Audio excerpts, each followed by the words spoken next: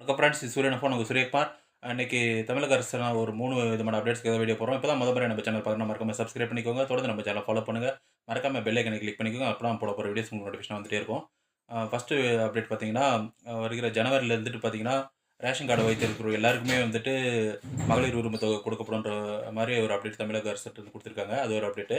2வது அப்டேட் பார்த்தீங்கன்னா, அ அ பள்ளி மாணவர்களுக்கு வந்து திறனாய்வு தேர்வு வந்துட்டு அறிவிச்சிருக்காங்க. அது மாதந்தோறும் ரூ. 1000 கிடைக்கும் அவங்களுக்கு. அந்த தேர்வுக்கு வந்து 20ஆம் தேதிக்குள்ள விண்ணப்பிச்சுக்கணும். அடுத்த மாசம் 14ஆம் தேதி அந்த எக்ஸாம் நடைபெறும். அதில விண்ணப்பிக்கிறவங்க அந்தந்த அரசு பள்ளி தலைமை ஆசிரியர்கிட்ட டீட்டெயில்ஸ் கேட்டா அவங்க குடுப்பாங்க.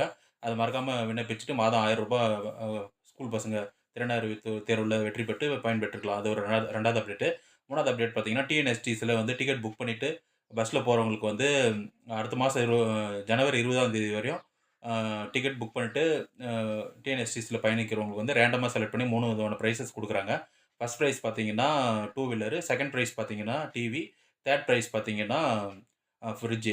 இந்த 3 விதமான பிரைஸ் தான் ரேண்டமா செலக்ட் பண்ணி குடுக்குவாங்க. இந்த ஒரு 3 விதமான அப்டேட்ஸ்க்காக தான் இன்னைக்கு வீடியோ போட்டோம். தொடர்ந்து நம்ம சேனல ஃபாலோ பண்ணுங்க. சூரியகுமார், சூரியன் எஃப்.